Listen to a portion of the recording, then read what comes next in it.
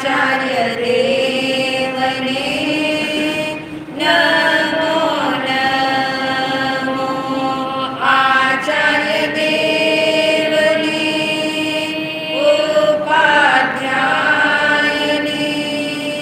साधु संतने नमो नमो नमो नमो नमो नमो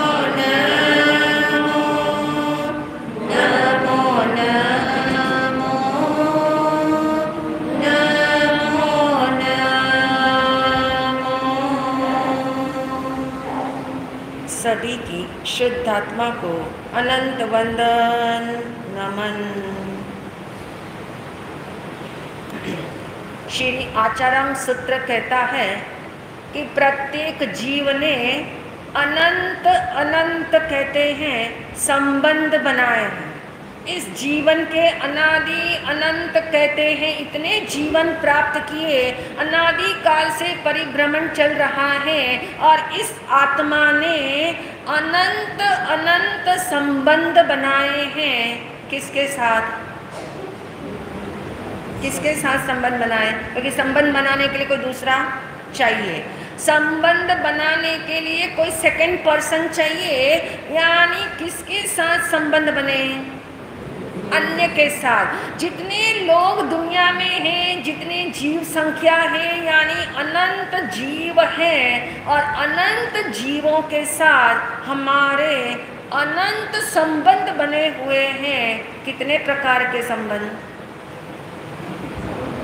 वो भी अनंत अनंत प्रकार के संबंध बने हैं। यानी श्री आचार्य सूत्र ये बात कह करके ये समझाना चाहता है, अनादि काल से मेरी आत्मा ने अनंत जीवों के साथ अनंत प्रकार के संबंध बनाए हैं।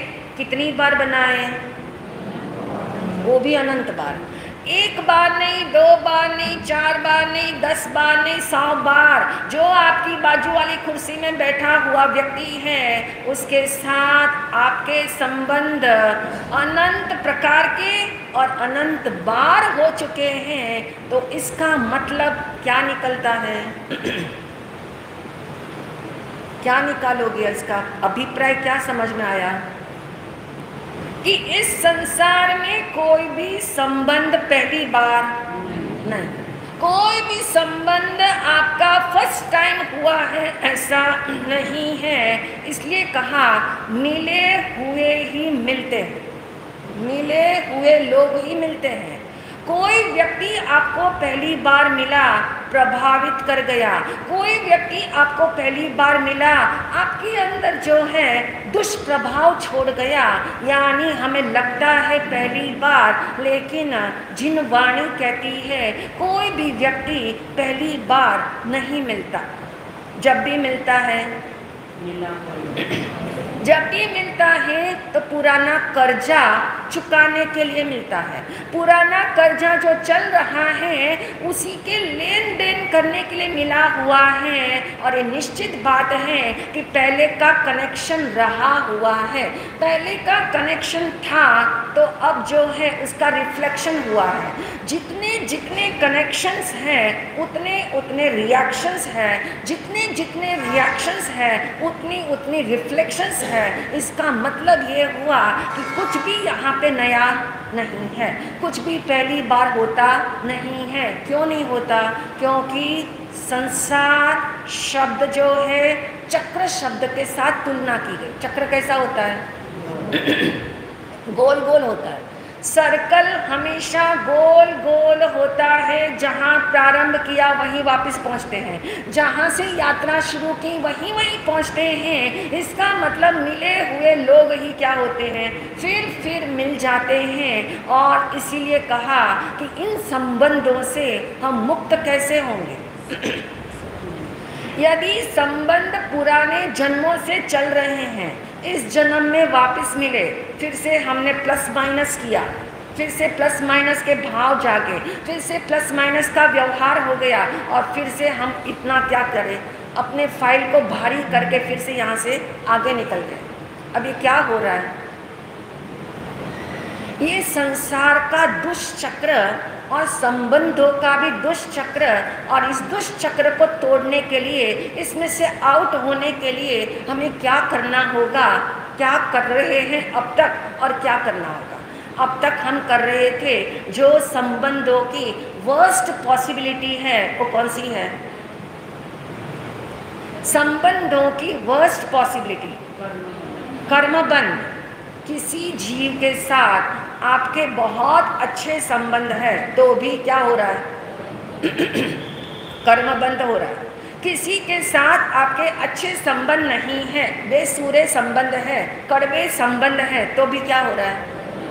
कर्मबंध हो रहा है। क्योंकि कुछ लोगों की धारणा ये है कि संबंध अच्छे नहीं हो तो कर्मबंध होते हैं, और संबंध बहुत प्रेम वाले हैं, बहुत मिलजुल वाले हैं, बहुत अच्छे से दोनों हंस मिल करके साथ साथ चलते हैं, अपने आप को एक दूसरे के लिए सहयोग देने के लिए तैयार हैं, तो हम समझते हैं इसमें बाधा क्या है, इसमें क्यों कर्म बनने चाहिए? एक क्वेश्चन आना स्वाभाविक है। ये ऐसा भाव उठना स्वाभाविक है क्योंकि संबंध दो प्रकार के हैं। एक संबंध अनुराग से उत्पन्न होता है और एक संबंध जो है वो द्वेष से उत्पन्न होता है, और हम समझ रहे थे कि दोनों प्रकार के संबंधों से मुझे पार होना है। क्या होना है? दोनों प्रकार के संबंधों में सुख नहीं है, इसको हमें अच्छे से डाइजेस्ट करना है। क्योंकि एक में तो हो जाता है, जिसके साथ अच्छे संबंध नहीं है वो तो तत्काल हमें महसूस कराता है, दुख देता है, तत्काल हमें लगता है कि ये व्यक्ति जो है मेरा अपमान करता है, ये व्यक्ति मेरे को बुरे वचन कहता है, ये व्यक्ति हमेशा मेरी बात को काटता है, यानी ऐसा हमें लगता हो तो समझ लेते हैं ये अच्छे वाले संबंध नहीं है और इसमें कर्म बंद होता है।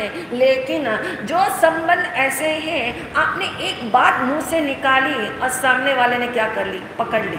सामने वाले ने उसका आदर किया, उसका सम्मान किया, उसकी सराहना की, उसको आचरण में लाने की कोशिश की, तो भी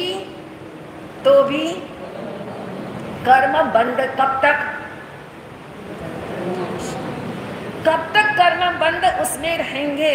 जब तक संबंधों में संबोध शब्द को हमने नहीं स्थापित किया, जब तक संबंधों में संबोध घटित नहीं हो। समझना अलग बात है, समझ करके जीना अलग बात है, लेकिन जब संबंधों में आपको अनुभव के स्तर पे आ जाए तो फिर जो है वो आपको सम्यक दर्शन के लिए कहते हैं इतना निकट पहुंचा देता है। लेकिन संबंधों में हमें जीना ही नहीं आता, हम तो संबंधों के प्रभावों में जीते हैं, संबंधों में नहीं जीते। जो संबंध बने हैं उसके प्रभावों में जीते हैं, और उन प्रभावों में दो प्रकार का प्रभाव है, एक अच्छा प्रभाव है, एक बुरा प्रभाव है। दोनों प्रकार के प्रभाव हमारे साथ चलते हैं। तो अब प्रश्न है कि संबोध को कैसे जगाया जाए। कल हमने एक आयाम समझा था, और वो कौन सा आयाम था? संबंधों में यदि मुझे संबोध का सूत्र चाहिए, वो संबोध का सूत्र कहता है अप्रभावित रहना सीखो। संबंध भले ही रहे, क्योंकि संबंध आपके चाहने से नहीं रहते हैं, संबंध आपके बनाने से नहीं बने हैं। संबंध आपके जो है बहुत ज़्यादा उसमें मीठापन डालने से वो बहुत मीठे हो जाएंगे, ऐसा नहीं है। तो फिर संबंध किसके वास्ते हैं, किसके लिए हैं? जब संबंध आपने नहीं बनाए, आपके चाहने से नहीं बने, आपके करने से नहीं बने, आपके जो कुछ आप चाहते हो संबंधों में वो आपके चाहने से नहीं हुआ है, आपके चाहने से क्या हुआ है फिर? यानी इतना अच्छे से समझ लेना होगा कि कोई भी संबंध चाहकर बिना चाहकर जो भी बने हैं वो कर्म का फल है। इसलिए इसमें आपका कोई हस्तक्षेप नहीं चलता। आपकी सोच यहाँ चलती ही नहीं, सिर्फ आपकी सोच ये यहाँ चल सकती है जहाँ आप उन संबंधों से प्रभावित होना, या नहीं होना उसमें आपकी चलती है। मुझे इन संबंधों के अंदर प्रभावित होना चाहिए या नहीं होना चाहिए, और उसके लिए कल संबोध का हमने पहला पॉइंट समझा था, तटस्थ रहना, न्यूट्रल रहना, न्यूट्रल करना।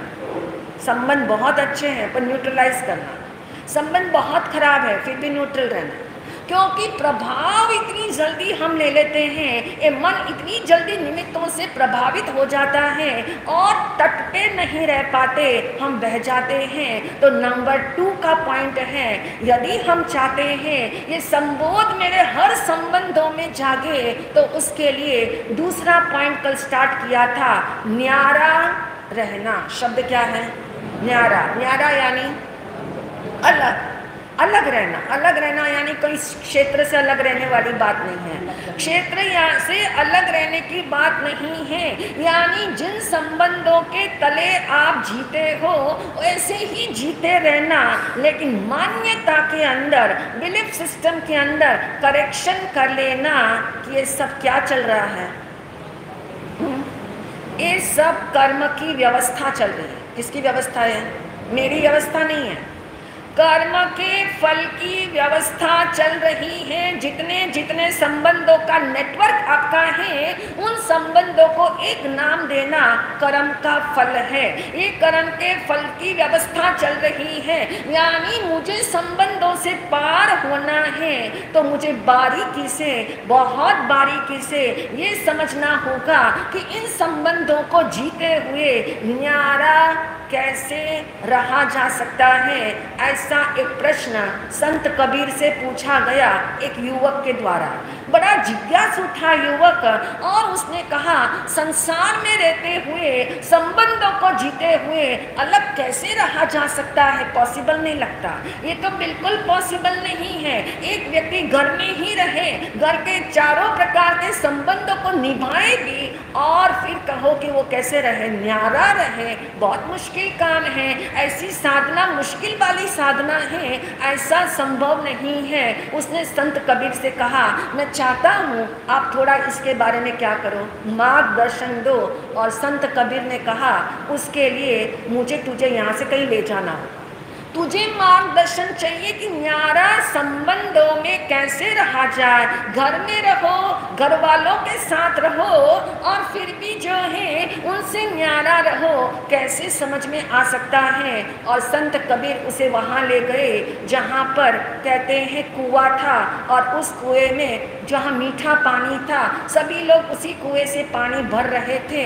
और धीमी चाल से संत कबीर उस लड़के को वहाँ ले गए जहाँ लोग पानी भर रहे थे, और देखा दो बहनें दो घड़े पानी के भर के अपने सिर के ऊपर रख के, और कमर में भी एक और मटका रख के, घड़ा रख के जा रही है।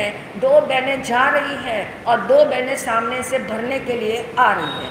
ये नज़ारा उसे दिखाया संत कबीर को। संत कबीर ने उस लड़के को दिखा दिया कि दो बहनें पानी भर के जा रही है, पानी भर कर के जितना मेहनत उन्होंने की है पानी भरने का, और अब घर उठा करके अपने सिर पे ले जा रही हैं। रास्ते में उसे दो बहनें मिलती हैं, और दोनों बहनें, जो ये दो और वो दो मिलती है, तो क्या करती है? कभी नज़ारा देखा होगा, गांव का नज़ारा कभी देखा होगा कि जो बहनें पानी भरती है वो चुपचाप नहीं भरती, बातें भी करती, बतियाती भी है, बोल चाल भी करती है, मिलने वालों से राम राम करती है, मिलने वालों को प्रणाम करती है, क्या हाल है तुम्हारा ये भी पूछ लेती है, सब कुछ ठीक ठाक है ये भी पता कर लेती है।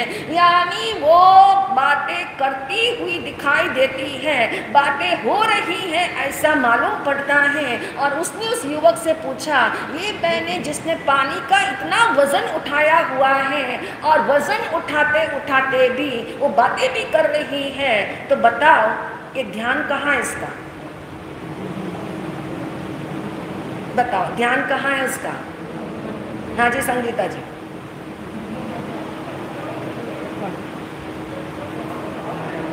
यदि आप कहोगे कि मटके के ऊपर ध्यान है तो फिर बातों में ध्यान कैसे जा रहा है? बातें करते हुए भी ध्यान बराबर बातें कर रही है, बराबर जवाब भी दे रही है। कोई सामने वाला कुछ पूछ रहा है तो राइट उत्तर भी दे रही है, यानी बातें भी कर पा रही है और मटके भी गिर नहीं रहे हैं, दोनों बैलेंस चल रहा है। तो उसने युवक से पूछा, बताओ उसका ध्यान कहाँ है? युवक ने बहुत सोचा और फिर बोला, बहुत सुंदर उत्तर दिया। उसने कहा कि मुझे लगता है उसका बाहर वाला मन जो है वो बाहर में बातें कर रहा है और अंदर वाला मन जो है वो बराबर मटके को क्या कर रहा है? उठा के चल रहा है, क्योंकि उसे बोध है, उसे जिम्मेदारी का बोध है, उसे पानी की उपयोगिता पर नजर है, उसे मालूम है कितनी मेहनत से पानी भरा हुआ है, कितना खींच करके कुएं में से लाया हुआ पानी है और इसकी एक बूंद भी वेस्ट करने जैसी नहीं है। उसको उठा के मुझे घर ले जाना है, घर जाकर के घर वालों के सारे काम मुझे करने हैं, यानी इतना बोझा उठाते उठाते भी वो राइट जवाब भी दे रही है। अब ये दोनों बातें पैरेलल चल रही हैं, एक साथ हो रहा है। ये कैसे संभव हो सकता है? हो सकता है कि नहीं हो सकता है? हो सकता है, क्योंकि बिलीफ सिस्टम के अंदर उसे मालूम है कि उपयोगिता किसकी है, बातों की नहीं है। बातों की उपयोगिता नहीं है, उसी अंदर में श्रद्धा बैठी हुई है। पानी जीवन की जरूरत है, पानी परिवार की जरूरत है, मेरा दायित्व है इस पानी को उठा करके वहां तक ले जाना, यानी उसे अपने आप का बोध है, पानी की मूल्यवत्ता का बोध है, पानी की उपादेयता का बोध है। और उस उपादेयता के बोध से वो इतनी भरी हुई है कि चाहे कोई सामने वाला कुछ भी पूछे सही जवाब भी देती है। प्रेजेंस ऑफ माइंड भी उसका बराबर है और अंदर में वो अंदर से वो अपने आप से कनेक्टेड है। अब ऐसा संभव है कि नहीं है? कितनी बार आपके जीवन में आपने भी ऐसा किया है? कितनी बार किया है? यानी आप सामने वाले को हाल चाल भी पूछ लेते हो और अंदर में कोई बात आपको याद रखनी है, उस अमुक व्यक्ति को कुछ बात कहने के लिए वो भी याद कर रहे हो, वो भी याद कर रहे हो। ऐसा कई बार होता है। तो कहने का अभिप्राय, कहाँ जोर देना है उसका हमें राइट पता होना चाहिए। कौन सी चीज पे जोर देना है? संबंधों को जीते हुए, भले ही ऊपर से कहते हो ये मेरे बच्चे हैं, ये मेरा घर है, ये मेरी गाड़ी है, ये मेरा परिवार है, ये बहुत अच्छे लोग हैं, सब कुछ आप कहते हो, लेकिन अंदर से बिलीफ सिस्टम में, श्रद्धा के अंदर क्या चल रहा है?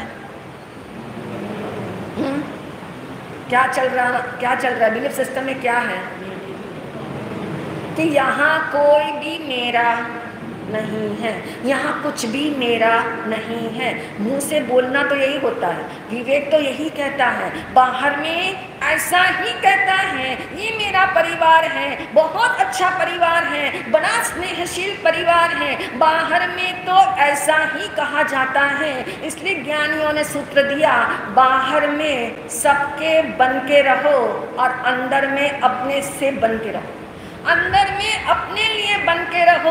बाहर में सबको ऐसा दिखाई देता है, सबके साथ कनेक्शन है, सबके लिए हित सोचता है, लेकिन अंदर में आप ये मान के चलो, जो बाहर में दिखता है वो अंदर में कुछ आता नहीं है। जो बाहर का है वो बाहर ही रहता है, जो बाहर में है वो कहीं अंदर नहीं है, अंदर आ सकता नहीं है। प्रत्येक अस्तित्व अलग अलग है, प्रत्येक एग्जिस्टेंस अपना अपना है, सबकी फाइलें अलग हैं, सबकी जर्नी अपनी अपनी है, सबकी स्वतंत्रता है, कोई हस्तक्षेप होता नहीं। ये मात्र कर्मों का जाल है और कर्मों के जाल में लेन देन चल रही है। उस लेन देन के हिसाब को पूरा करने के लिए एक ही तरीका है, न्यारा रह करके हम हिसाब को क्या कर सकते हैं? चुका सकते हैं। न्यारा रह रहकर के हिसाब को चुकाएंगे, यानी राग और द्वेष के बिना भी हिसाब को चुकाया जा सकता है, बड़ी सुंदरता से चुकाया जा सकता है, यदि एक्चुअल में संबंधों की वास्तविकता का पता हो। संबंधों की वास्तविकता जब तक नहीं पता है तब तक जो है हम अबंध की ओर कभी नहीं जा पाएंगे, अबंध स्वरूप को कभी निहार नहीं पाएंगे। तो अबंध स्वरूप को निहारने के लिए बाहर में जितने संबंध हैं उन संबंधों को जीते हुए, कर्मों के कनेक्शंस को जीते हुए इतना याद रखो, सबसे न्यारा मैं हूँ, मेरा अंदर कोई आ नहीं सकता, मैं किसी के अंदर जा नहीं सकता। ऐसा न्यारापन अंदर में आता हो, जैसे घरों में देखा है कि एक मेड जो है बच्चे की परवरिश करती है, बच्चे की परवरिश एक मेड के द्वारा हो रही है, और आप जानते हैं कितनी सुंदरता से, कितनी हिफाजत से जो है वो बच्चे का पालन कर रही है। जैसा जैसा बच्चा कहता है वैसा वैसा करती है, कितनी अच्छी तरह से बच्चे को सुव्यवस्थित संभालती है। शायद उतनी व्यवस्थितता से वो माँ भी नहीं संभाल सकती, उतनी केयरिंग उसके अंदर है, लेकिन क्या नहीं है, क्या नहीं है, मेरापन नहीं है। उसे उस बच्चे के नहीं खाने पे समस्या भी लगती है कि आज बच्चे ने खाना नहीं खाया है, समस्या लगती है, लेकिन अभी उसके घर से कोई कॉल आ जाए तो फिर एक पल नहीं लगता उस घर को छोड़ने में, उसे एक समय नहीं लगता घर छोड़ के जाने में। वो कहती मैं तो अभी जा रही हूँ, और जाने के बाद वो बच्चा याद आएगा क्या, उसे कुछ याद नहीं आता, क्योंकि मेरेपन का कोई कनेक्शन नहीं। ऐसा न्यारापन जब हमारे भीतर घटित होना शुरू हो जाए, अंदर में बिलीफ में घटित होना शुरू हो जाए, तो एक दिन निश्चित ही हम भी जो है संबंधों में संबोध को जगा पाएंगे। इन्हीं भावों के साथ ओम शांति। आज का आंतरिक तत्व है ध्यान, और ध्यान करने के लिए आज आपके पास 15 मिनट से लेके जितना भी टाइम आप निकाल सकते हैं। मगर ध्यान किसका करने वाले हो आप? आत्म ध्यान करोगे, स्वरूप का